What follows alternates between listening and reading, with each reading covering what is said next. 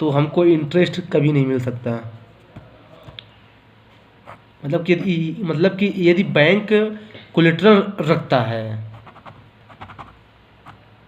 RBI के पास, तो फिर इंटरेस्ट नहीं मिलेगा। अगर अगर इंटरेस्ट मिलेगा तो कोलेटरल रखने की जरूरत नहीं है। क्या ऐसा सही, ये सही है? नहीं समझे मेरी बात को? समझ गई। बताइए। एक का आंसर तो है हम्म कि अगर बैंक कोलेटरल रखे, hmm suppose it is in the case of CRR, हाँ, सीआरआर में क्या होता है? तो उसमें उसको इंटरेस्ट नहीं मिलेगा। सीआरआर में इंटरेस्ट नहीं मिलता है। एसएलआर में? SLR तो वो खुद के पास रखता है, तो उसमें क्या उसको इंटरेस्ट? बैंक खुद ही के पास रखता है ना।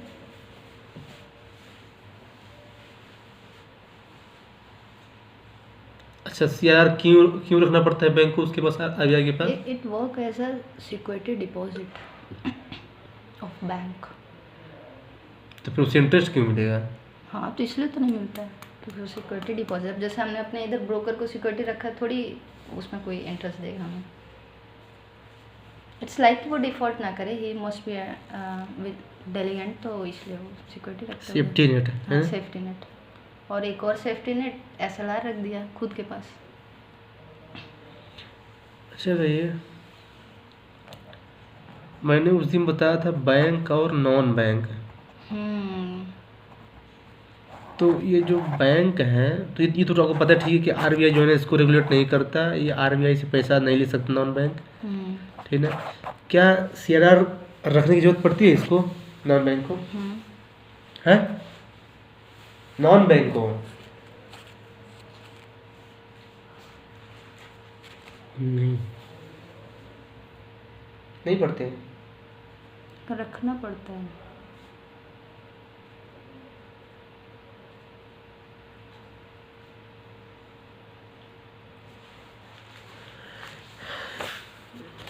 रखना पड़ता है तो कहाँ रखता है ये? आरबीआई के पास रखता है। कहाँ रखता है? अगर रखना पड़ता है तो इसलिए मैं बोली रखता है क्योंकि ये भी बैंकिंग का फंक्शन कर रहा हो, इसमें भी डिफ़ॉल्ट होने के कंडीशन हो सकते, डिफ़ॉल्ट हो सकते, इसलिए CRR रखना ज़रूरी है। लेकिन ये कहाँ रखता है? जो उसको रेगुलेट करता है उसके पास रखता कौन रेगुलेट करते हैं? नॉन बैंक कौन रेगुलेट करेगा? कोस्टल एरिया लोकल बैंक को कौन रेगुलेट करता होगा? सुभद्रा लोकल बैंक को कौन रेगुलेट करेगा? नॉन बैंक को तो समझ गए ना, नॉन शेड्यूल बैंक, मतलब ये को जो है ना, सुभद्रा लोकल एरिया बैंक हो गया मान लीजिए। ये SLAB ऐसा मान लीजिए आप, local area bank. Subhadra local area bank. हाँ, कौन रेगुलेट करेगा इसको?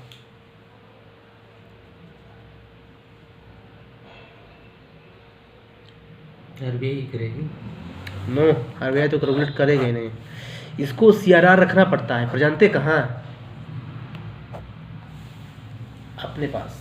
हाँ, मैं सोच रही थी कि अपने पास क्योंकि खुद ही रेगुलेट होता है, ये अपने रिस्पॉन्सिबिलिटी पूरा पूरा काम करता है, अपने रिस्पॉन्सिबिलिटी पर। तभी तो जानते हैं यहाँ कोई पैसा जमा नहीं करता लोग, जो खुद फ्रॉड कर सकता है ये। यस, कोई सिक्योरिटी नहीं है। हाँ, क्योंकि उधर तो आरबीआई रेगुलेट कर लेगा। ये बताइए, कोऑपरेटिव बैंक और कमर्शियल बैंक में क्या डिफरेंस है? कॉमर्शियल बैंक जो है, it works as well those which are not members of that bank. जैसे SBI है तो वो सबके बारे में सोचेगा। Main motive is profit of commercial bank. लेकिन कोऑपरेटिव बैंक क्या है, they work in the interest of their own members. खुद पैसे जमा करेंगे, केवल अपने मेंबर। प्रायोरिटी जो अपने मेंबर को देते हैं, they can lend for small customer also, जैसे एग्रीकल्चर और कमर्शियल बैंक बैंकिंग जो आरबीआई एक्ट 1934 है इसके तहत काम करता है। जो कोऑपरेटिव बैंक होता है ये 1934 के तहत, और प्लस एक बैंकिंग अधिनियम 1949 या 56 49 का कोई अधिनियम है, उसके तहत काम करता है। कोऑपरेटिव बैंक है। हाँ नहीं, वो तो कोऑपरेटिव एक्ट कोऑपरेटिव के अंदर सोसाइटी ही एक्ट है इसके लिए। सोसाइटी एक्ट उसमें एस्टेब्लिश होता है। हाँ अभी तो अमेंड किया था बीच में भी, कोऑपरेटिव सोसाइटी है। Multi society. हाँ,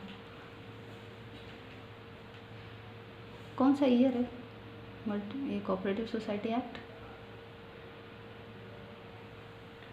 एक तो Act, मल्टी स्टेट हाँ। कोऑपरेटिव 2008 को भी अमेंड किया है, सुप्रीम कोर्ट कुछ बोला था जिसमें कि इट्स स्टेट रिस्पॉन्सिबिलिटी। एक्ट का नाम मुझे नहीं पता, लेकिन बस वही है।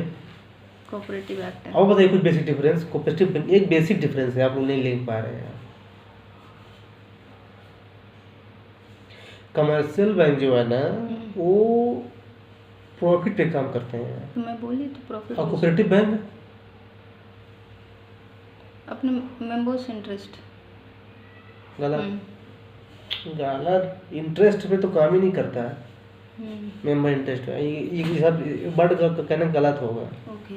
कोऑपरेटिव बैंक जो है ना वो किस पे काम करते हैं? म्यूचुअल बेनिफिट पे काम करते हैं। म्यूचुअल बेनिफिट, ये कहना ज़्यादा सही होगा। हाँ हाँ सही, वही मतलब है, याद नहीं आ रहा था।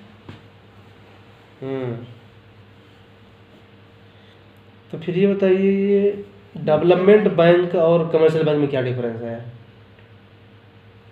डेवलपमेंट बैंक और कमर्शियल बैंक में क्या डिफरेंस है? पहले आप ये बताइए कि डेवलपमेंट बैंक कोई एग्जाम्पल बताइए। डेवलपमेंट बैंक कोई एग्जाम्पल बताइए। नबार्ड। हाँ, NABARD development bank commercial bank है। सीडीबी ले सकते हैं। सिडबी, यस। फिर IFCI, एक्सिम, फिर इडबी। तो अब आप लोग ये बताना है कि कमर्शियल बैंक और डेवलपमेंट बैंक में डिफरेंस क्या है फिर? Why are they separated? Development bank जो है वो बेसिकली मेन मोटिव जो उनका डेवलपमेंट काम करना है। को तो कमर्शियल बैंक डेवलपमेंट काम नहीं करता है? डेवलपमेंट करता है, लेकिन और भी उसके यूनिवर्सल बैंक है वो ना, हर चीज़ को देखना पड़ता है, हर सेक्टर में वो काम करता है। लेकिन मेन फोकस डेवलपमेंट बैंक का कि अगर इंफ्रास्ट्रक्चर डेवलपमेंट की कहीं ज़रूरत है तो वो उसमें ज़्यादा से ज़्यादा कंट्रीब्यूट। केवल इंफ्रास्ट्रक्चर के लिए डेवलपमेंट? Not only infrastructure. हाँ, तो और किसके लिए?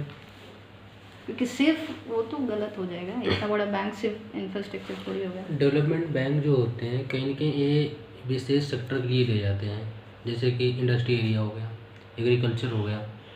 तो ये तो कमर्शियल बैंक भी है। हाँ, तो ये इनका एक सेक्टर होता है, केवल एक इसी की तरह इनका काम होगा, इसी को लोन देंगे, इसी की बारे में उनका जो होगा लोन होगा, डिपॉजिट होगा, सब करेंगे। और जो कमर्शियल बैंक होता है ओवरऑल के हिसाब से एक बड़ा बैंक होता है, बैक टू बैक जिसे नाम बोलते हैं। अगर ये बैंक डूब जाती है तो इंडिया का मतलब कहीं ना जो फिस्कल पॉलिसी है, जो NPA GDP तो आप डायरेक्ट नबार्ड से पैसा उधार ले सकते हैं? डायरेक्ट नबार्ड से नहीं ले सकते हैं। क्यों? ये रीजनल रूरल बैंक पैसा देगी, उसके बाद फिर ले सकते हैं। और नेशनल हाउसिंग बैंक से पैसा ले सकते हैं डायरेक्ट? हाँ, इससे तो ले सकते हैं शायद। आप बताइए। बैंक से ले सकते हैं। नेशनल हाउसिंग बैंक से डायरेक्ट पैसा ले सकते हैं क्या उधार? हाउस ले सकते हैं। रेसिडेंस बैंक है ना। और सीडबी से? सिडबी ले सकते हैं सीडबी से, ये तो इंडस्ट्रियल सेक्टर लिए है, तो ले ही सकते हैं वहाँ से। तो नबार्ड से क्यों नहीं ले सकते हैं? क्योंकि उसको किसी एक उद्देश्य के साथ बनाया गया है वो। बाकी ये तो सभी डेवलपमेंट बैंक है ना, फिर क्यों उसको अलग से उद्देश्य बनाया गया? क्योंकि वो एक उसकी तरह भी काम करता है, मतलब वो नबार्ड शायद हमें लगता है कि कहीं ना कहीं RBI सेंट्रल गवर्नमेंट रिलोट करती है इसे। सभी सेंटर को जरूरत करते हैं, पूरे सेंटर जरूरत करते हैं सब। नहीं, जैसे कि दो बैंक ऐसे हैं, जैसे कि सिडबी, एक नबार्ड हो गया, एक और कोई बैंक है, तो सेंट्रल गवर्नमेंट रेगुलेट करती है 100%, मतलब उसका अधिकार उसको होता है, कुल वही जो कि और बकिया ये सिडबी हो गया, इडबी हो गया, और सब ये सब डेवलपमेंट बैंक है, पेमेंट बैंक हो गया, ये सब RBI रेगुलेट करती है। RBI सब बैंक को रेगुलेट करती है, ऐसा कोई बैंक इसमें RBI रेगुलेट ना करती हो?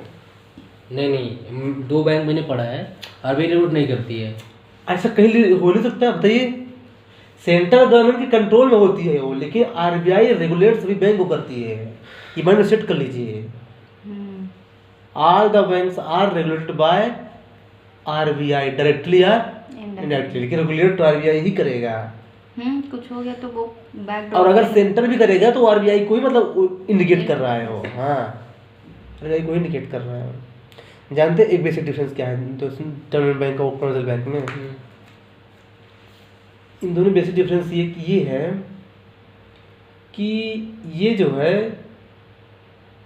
डे टू डे एक्सपेंस के लिए पैसा देते नहीं हैं, ये कैपिटल क्रिएशन के लिए पैसा देते हैं डेवलपमेंट बैंक। और जो कमर्शियल बैंक है ना, ये डे टू डे एक्सपेंस के लिए पैसा देते हैं। एक डिफरेंस। तो दूसरा डिफरेंस ये, जो कमर्शियल बैंक है ना, ये ओवरऑल लोन देते हैं हर सेक्टर में। और जो डेवलपमेंट बैंक होते हैं ना, वो सेक्टर वाइज डिवाइड होते हैं। जैसे हाउसिंग के लिए नेशनल हाउसिंग बैंक, एग्रीकल्चर के लिए नाबार्ड हो गया, इंडस्ट्री के लिए सीडबी हो गया। तो ये एक दूसरा डिफरेंस है। तो फिर ये डिफरेंशियल बैंक क्या है? वही जो यूनिवर्सल बैंक में डिफरेंशियल। तो डेवलपमेंट बैंक यूनिवर्सल बैंक है?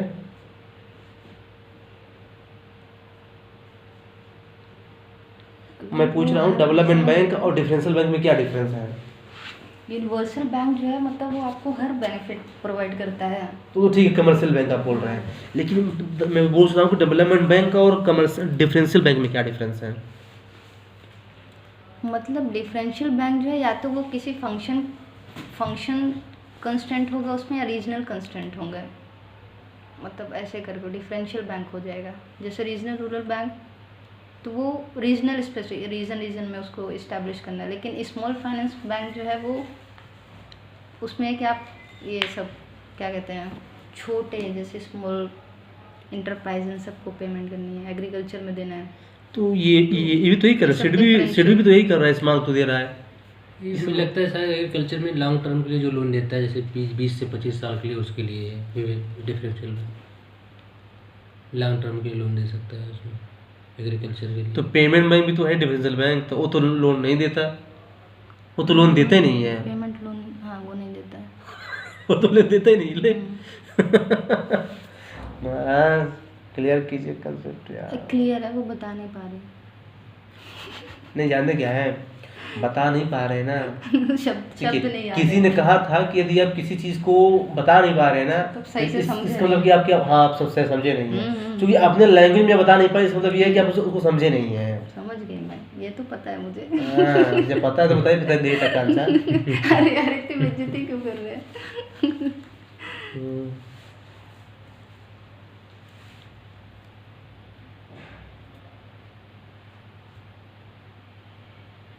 देखिए, कमर्शियल बैंक वो होता है जो यूनिवर्सल होता है, irrespective of rich and poor सबको लोन देता है।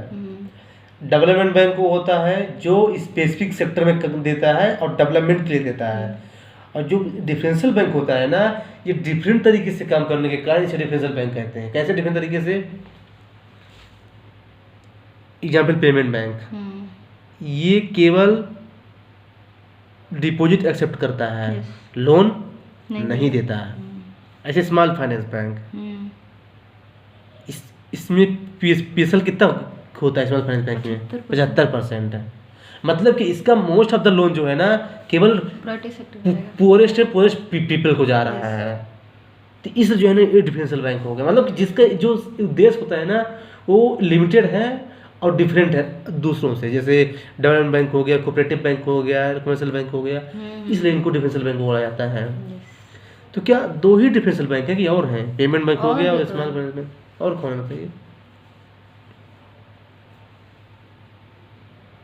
रीजनल रूरल बैंक है डिफरेंशियल बैंक? मैं इसको गलत। क्यों? कमर्शियल बैंक है ये। ओके। मुझे पता था कि आप इसको जरूर बोल देंगे। इसलिए मैंने उसको बोला। कोई बात नहीं, कंफ्यूजन हो जाएगा, रिमूव हो जाएगा। नहीं, वो कहीं मैंने पढ़ा था एक्चुअली कि अगर ऐसे डिफरेंशिएट कर दिया यूनिवर्सल, तो वो उसका ऐसा नहीं कि आप किस जगह इस्टेब्लिश करना, इस जगह इस्टेब्लिश करना। दे वर्क एज यूनिवर्सली, हर फंक्शन प्रोवाइड करेंगे, हर जगह इस्टेब्लिश हो सकते हैं। लेकिन डिफरेंशियल अच्छा, ऐसा नहीं। किसी फॉरेन बैंक के बताइए एग्जांपल। फॉरेन बैंक मतलब क्या है? विदेशी कंपनी यहाँ खड़ी है जो यहाँ। अच्छा, जो ब्रांच है। ब्रांच। तो एग्जांपल बताइए। विदेशी कंपनी बताइए सर। कंपनी नहीं होता ना, बैंक ही है वो। Bank company. और दिल्ली में ही मैंने देखा है उसको। अच्छा। जा रहा था तो कहीं पे देखा था, मेट्रो से जा रहा था, कश्मीरी मेट्रो से गेट, कैसे देख लिए? कश्मीरी गेट, अरे भाई मेरी नज़र तेज रहती है। मेट्रो में बैठ के देख लिए? हाँ। मेट्रो तो अंडरग्राउंड। अरे वो जो रहता है, अरे हर जगह अंडरग्राउंड नहीं रहता यार। अच्छा मैं जाके ही अंडरग्राउंड। हाँ। करोल बाग जाते हुए नहीं रहता है। ओके। आप तो मेट्रो बहुत कम सफ़र किए हैं ना? यहाँ से मैं वहाँ कम गई। पेपर देने नहीं गई? बताइए। 30,000 का। हाँ बताइए। सिटी बैंक यार, यस सिटी बैंक। उसका नाम ही सिटी बैंक है। सिटी बैंक बहुत है यार, हर मेजर सिटी में आई है। इंदौर में भी सिटी बैंक था, मैं देखा था, दिल्ली में भी है।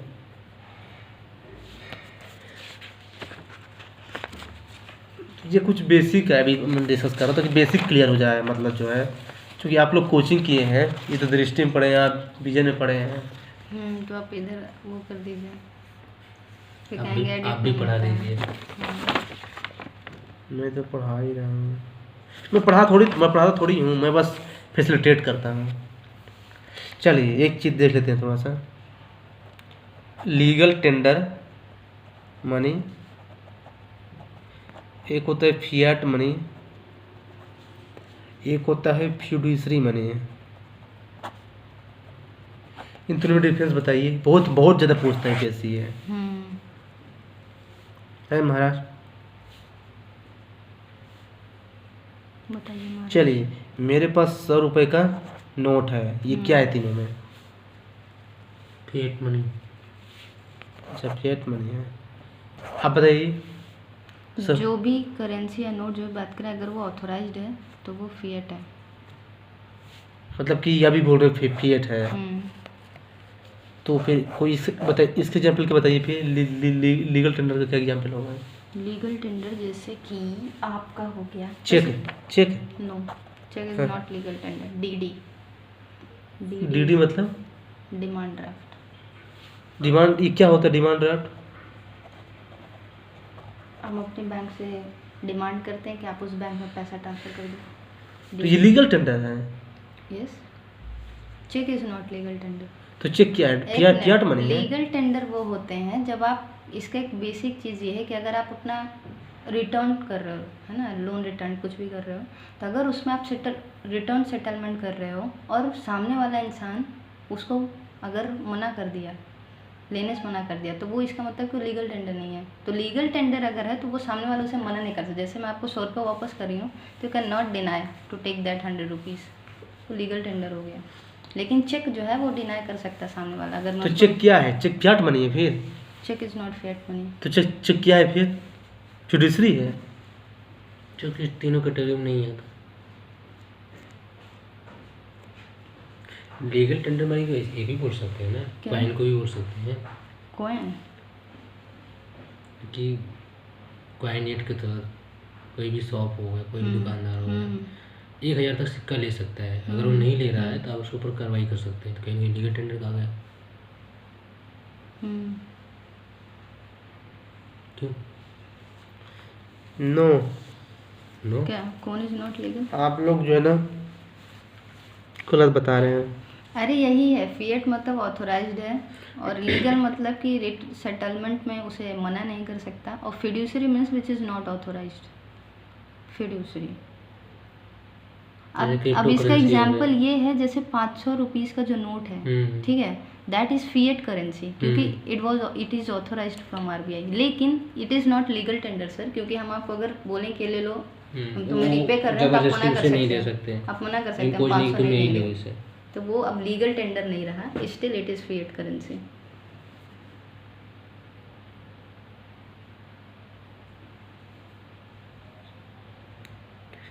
बताइए चेक को मना कर सकते हैं कोई आदमी? हाँ, मना कर सकता है, क्यों नहीं? चेक को मना चेक कर भाई सकता है मेरे क्योंकि क्या- उसकी मुझे अथॉरिटी कैश में चाहिए, इंडिविजुअल ले रहा है। चेक में नहीं लूँगा, मुझे फिजिकल Yes. चाहिए। ये बताइए चेक जो है, हम्म, चेक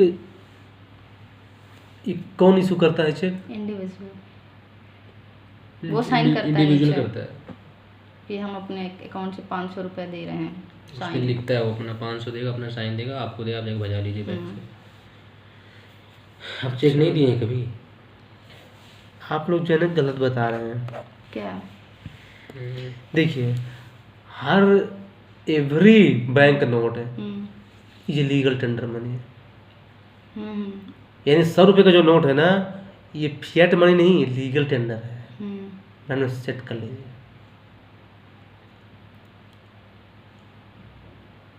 में सेट कर लीजिए। मतलब कि देखिए,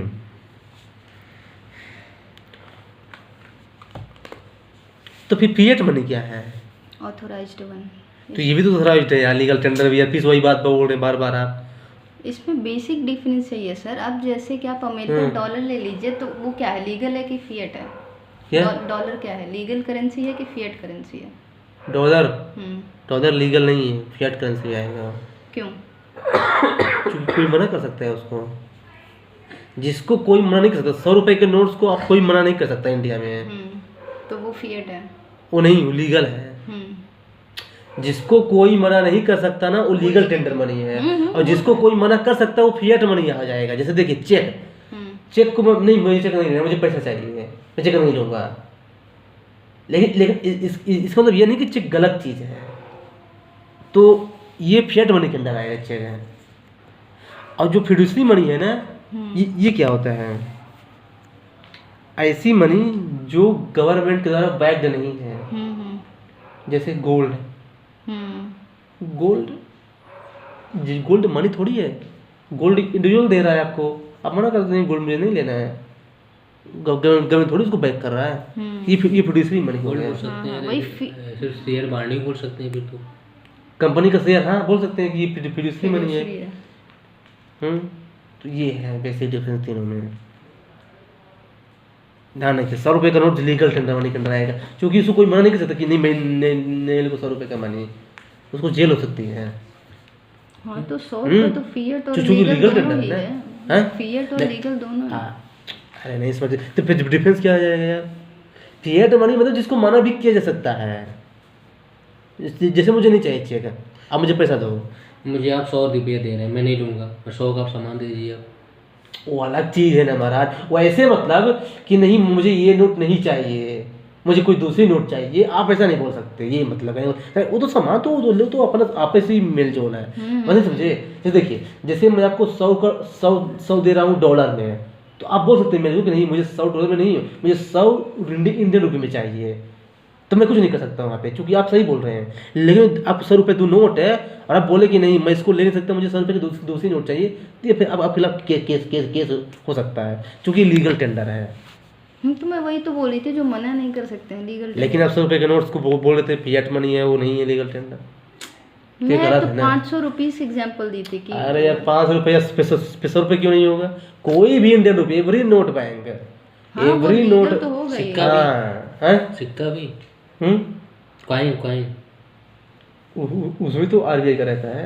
मैं बोल रहा हूँ every bank note is a legal tender money. Bank note में सिक्का भी आ जाएगा। अच्छा, सिक्का कौन इशू करता है? Central government. आप बताइए। सेंट्रल गलत है। सेंटर का मतलब कौन? Finance minister. हाँ तो ऐसा बोले ना, सेंटर का यार इतना सब्जेक्टिव क्यों रहते हैं आप लोग? सर स्पेसिफिक यूपीएससी तैयारी कर रहे हैं। हाँ अभी स्पेसिफिक बोलेंगे, अच्छा, लेमैन में अच्छा, समझा रहे हैं। अच्छा, तो 1 रुपए के नोट को आरबीआई नहीं वो करते हैं क्या 1 कहते रुपए हैं, के नोट उसमें उसकी साइन होती है, फाइनेंस मिनिस्टर। अरे फाइनेंस मिनिस्टर आरबीआई करता है, नोट जितना रहेगा आरबीआई नहीं 1 रुपए का नहीं करता आरबीआई। 1 रुपए का नोट आरबीआई नहीं करता। नहीं, मैंने पैसा नहीं पड़ा। 1 रुपए का नोट आरबीआई नहीं करता है, उसमें किसी और का साइन ये रहता पकड़ रही हैं बात का। है। अरे ये मुझे पता है, वो आरबीआई नहीं करता है, ना कॉइन और ना 1 रुपए का नोट। उसमें किसी और का साइन रहता है, तो उसमें ये भी नहीं लिखा रहता है कि मैं धारक को ये करने का वो करता हूँ, ये सब कुछ नहीं लिखा 1 रहता रुपये का नोट कहाँ मिलता है? हैं? मिलता कहाँ है। नोट? इतिहास 1 रुपये का नोट पुराना नोट्स तो रहे होंगे। अब बन ही नहीं रहा। फाइनेंस मिनिस्टर का साइन रहता है। 1 रुपये का नोट, फाइनेंस मिनिस्टर, सिक्का दोनों। हाँ, क्योंकि ये जो मनमोहन सिंह थे तो उनकी साइन मतलब देखा तो उसमें 1 रुपए नोट।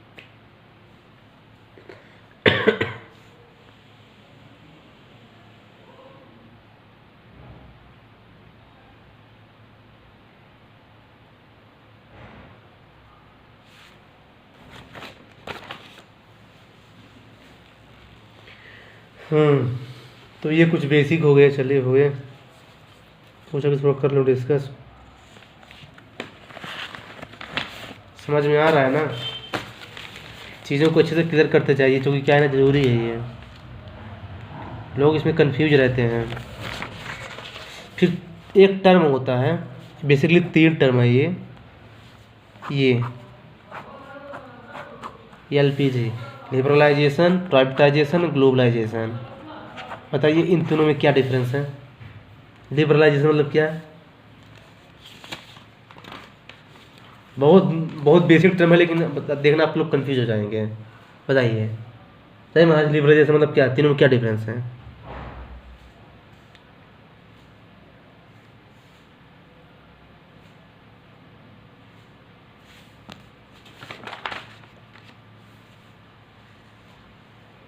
लिबरलाइजेशन इन्हें क्या बोलते हैं सर? उदारीकरण। एक ग्लोबलाइजेशन जो होता है ना, एक कंट्री का जो मार्केट होता है और वैश्विक अदर कंट्री पे जोड़ना, वो वैश्वीकरण हो गया। जो प्राइवेटाइजेशन होता है, कहीं ना कहीं जो लाइसेंसिंग प्रक्रिया है हमारे कंट्री की, उसे कहीं ना कहीं कठोर करके नरम बनाना। और फॉरेनर कंट्री भी हमारे देश में है, तो मतलब कि यहाँ पे ये बोल सकते हैं सीधे सीधे कि जैसे कि भारत कौन सी इकोनॉमिक सोशल इकोनॉमिक है, इसमें इंडिया और प्राइवेट कंपनी दोनों मिलकर काम करती है, तो प्राइवेट कंपनी को बढ़ावा देना वो बोल सकते हैं। और लिबरलाइजेशन मतलब अपनी कानून जो नीति है, कस्टम बॉर्डर पे, सीमा पे अपनी नीतियों को ढीला करे, इन्वेस्टर आएंगे और ये सब। आप बताइए। वो तो बताने में ठीक है, तो है बताइए बेसिक डिफरेंस बताइए, डिफरेंस बताइए। वैसे मुझे डिफरेंस नहीं चाहिए, डिफरेंस चाहिए। बेसिक डिफरेंस लिबरलाइजेशन मतलब कि जैसे देखिए, कहते हैं ना कि वो लिबरल नहीं है, मतलब लिबरलाइजेशन मतलब कि जो रेगुलेशंस है कंपनीज की, सेक्टर्स की, उसको थोड़ी फ्लेक्सिबल बनाना।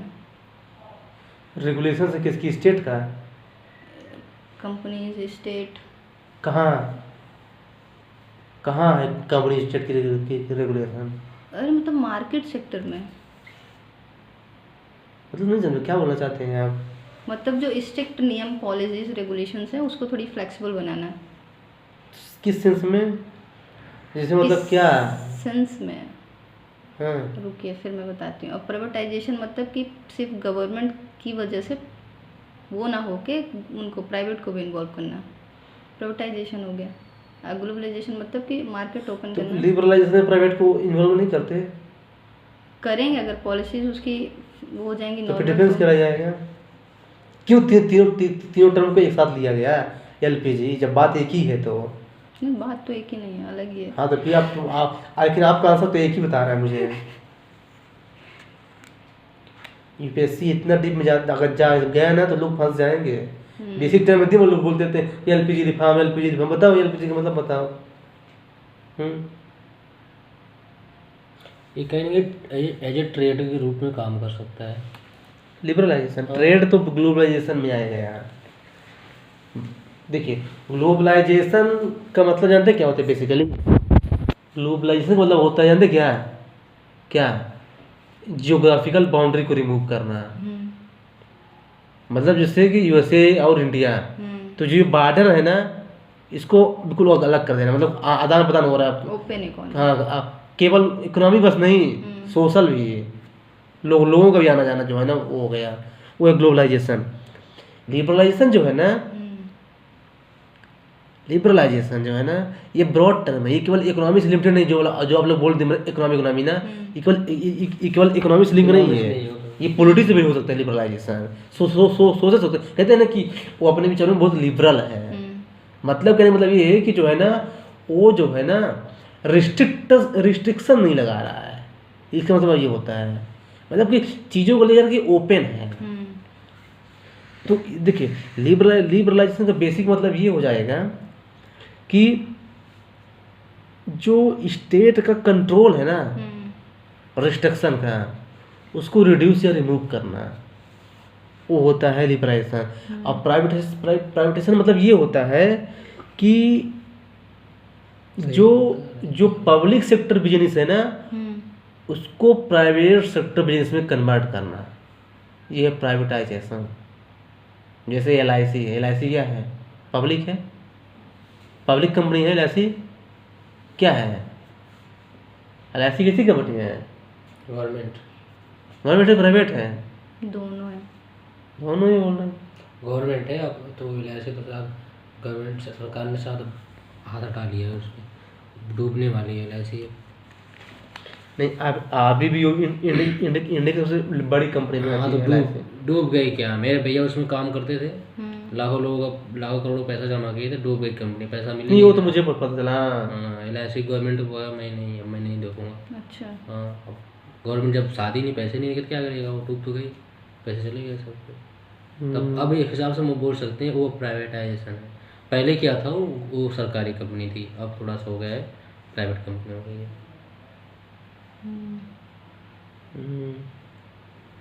काफ़ी लंबे समय ये है से- तीनों में डिफरेंस है। समझ में आया कुछ? ये बेसिक बेसिक चीज़ें, बाकी मैं उसके अंदर का चीज़ें डिस्कस नहीं करूँगा, चूँकि मुझे पता है कि आप लोगों को पता है ये LPG में क्या डिफरेंस है। मुझे लगा क्या है, थोड़ा सा आप लोगों को बता दूँ, क्योंकि अगर UPSC का माइंड अपसेट हुआ ना तो ऐसे क्वेश्चन पूछेगा, क्योंकि उसको पता है कि लोग सुबह से शाम तक लाइब्रेरी में बैठे रहते हैं। वैसे आजकल रील्स बन रही हैं लाइब्रेरी पे, हाँ, इसलिए वो भी देखते होंगे बैठ कर। भाई क्यों नहीं देखते हो गया? मुखर्जी नगर में हाँ, 2 बजे रात तक लोग पढ़ रहे हैं, कैसे उन्हें पता चलेगा? तो क्यों मोबाइल नहीं चलाते हो? मोबाइल क्या पता चल लेंगे रील्स 2 बजे तक? अरे सब वो रील्स बन रही है भाई AI आजकल है सर, सब। AI है। आप जो दिमाग में चलाएंगे वो इधर दिखाना शुरू कर देगा। हाँ, अच्छा आपको क्या लग रहा है कि केवल आप बस जो है तो पेपर बनाएगा सीसेट का फिर टफ हो, पेपर टफ बनाएगा। हाँ, वो तो कंफर्म है। सब कोचिंग वाले एकदम हाई फाई लेवल की हाई फाई हाँ बना रहे हैं क्वेश्चन, समझ गया, कोचिंग वाले इसमें हाई फाई बना रहे हैं। बिल्कुल दिमाग सीसेट कोचिंग वाले से एकदम अलग ही बना हुआ है। बिल्कुल बेच रहे हैं। क्योंकि अभी बजट आया है, तो ये बजट का स्टेज बहुत इंपॉर्टेंट है कि कौन किसके बाद आता है। जैसे देखिए, सबसे पहले क्या आता है बजट का? रिप्रेजेंटेशन, पहले बजट को प्रेजेंट किया जाता है, अच्छा ऐसा स्टेप। डिस्कशन, फिर इसके बाद जो है ना इसका जनरल डिस्कशन होता है, फिर विनियोग विधेयक बिल, फिर जाने के लिए विनियोग विधेयक भी आएगा ना, कौन सा विधेयक बिल आएगा? क्या बोलते हैं अंग्रेजी में? Appropriation bill. हाँ नहीं, अभी डिपार्टमेंट कमेटी इसको स्क्रूटनी करेगी। Scrutinize डिपार्टमेंट कमेटी है, उसके बाद फिर आएगा। स्क्रूटनी, अभी भी इसके फिर बाद डिस्कशन होगा। नहीं, हाँ। डिस्कशन कहाँ, जनरल डिस्कशन सेकंड हो तो राउंड गया डिस्कशन। नहीं। अरे वो बिल पास थोड़ी हो रहा है यार, ये पहले ये बजटिंग है, ओके। वोटिंग का डिमांड फॉर ग्रांट। अच्छा, इसका मतलब क्या होता है? वोटिंग का डिमांड फॉर ग्रांट का मतलब तो उनको कितने पैसे की जरूरत है हाँ, उस पे वोट करना। उस पे वोट दिया थी वो अपने अपने कि इसमें कितना पैसा। हाँ, इसमें राज्यसभा सदन कर सकती है ना इसमें। फिर देखिए पासिंग ऑफ अप्रोप्रिएशन बिल, ये है जो आप बोल रहे थे। एप्रोप्रिएशन यार इतना लंबा आता है, मैं तो यही से पढ़ा था। नहीं, ये तो गलत है भाई, ये कहाँ ऑप्शन में आ चुका है, सुनना इसके नोट्स में लिखा है पासिंग ऑफ अप्रोप्रिएशन बिल, इसके बाद पासिंग ऑफ फाइनेंशियल बिल, ये है लास्ट। ये प्रोसेस मुझे पता है महाराज। अब देखिए UPSC इसको दे देगा अरेंज करने के लिए। Finance bill. हाँ, लास्ट में फाइनेंस बिल है। नीचे से याद कर लेना, फाइनेंस बिल हो गया, एप्रोप्रिएशन बिल हो गया, फिर ऊपर से 2 याद कर ले बस ऊपर से हाँ, क्योंकि मुझे भी याद नहीं था एक्चुअली। नहीं याद आता। अब ऐसे हो गया जैसे कि रेवेन्यू एक्सपेंडिचर हो गया, सरकार कहाँ कहाँ कर करती है। अब इसे असेंडिंग डिस्ट्रिक्ट में सजाना हो गया तो कंफ्यूज हो जाते हैं कभी कभी। ऐसे भी क्वेश्चन पूछ सकते हैं UPSC। हाँ, हो सकता है। क्या लिखे हैं अब तो मुझे यही नहीं समझ में आ मैं बता दूँ, प्रेजेंटेशन, ये है प्रस्तुतिकरण। प्रेजेंटेशन, हाँ, discussion, general discussion, department of scrutiny, फिर वोटिंग और demand grant, voting, appropriation, finance. फिर ये बोलते हैं विनियोग विधेयक, हाँ, अप्रोप्रिएशन, वित्त विधेयक, हाँ, क्या एग्रीकल्चर, ये तो आप लोग अच्छे से पता होगा आप लोगों को। एग्रीकल्चर मतलब एक वही इकोनॉमी का मतलब 50% पार्ट कवर कर लेता है। 50%? हाँ, बहुत ज़्यादा है। और मैं इसको रिवाइज नहीं करती हूँ। प्रीलिम्स भी बहुत ज़्यादा आते हैं एग्रीकल्चर में। नहीं यार, प्रीलिम्स में फ्रूट प्रोडक्शन में फर्स्ट होगा। मेरे को रैंकिंग नहीं याद रहती। मिल्क में फर्स्ट है, मिल्क में फर्स्ट है, फिर वही में एनिमल में फर्स्ट होगा। फ्रूट में कहाँ से फर्स्ट हो गया? फ्रूट में बहुत सारी कंट्री है आगे। हॉर्टिकल्चर कितना सारा फेमस है, इंडिया का नहीं, बाकियों की बात कर रही हूँ मैं। चा- प्रोसेस इंडस्ट्री में तो बहुत चाइना अच्छा का अलग है ही ये। लेवल का है। चाइना का वहाँ जो ऑरेंज ऑरेंज बनते हैं ना, इंडिया से बहुत बेटर रहते हैं। यहाँ तो पता नहीं, एक हफ्ते एक महीने के रखे जाते हैं, अभी कोई बेचते हैं। केस चल रहा था किस पर, ऑस्ट्रेलिया के साथ क्या, मिल्क प्रोडक्ट पे ही। ऑस्ट्रेलिया मिल्क प्रोडक्ट हाँ करता है वो, न्यूजीलैंड करता है अच्छा मिल्क प्रोडक्शन। तो करता है, इसीलिए तो इसमें से छोड़ दिया। आरसीपी आरसीपी में इंडिया छोड़ के चला गया कि भाई मैं नहीं रहूँगा। हाँ। प्लस चाइना का उधर दबदबा था ही।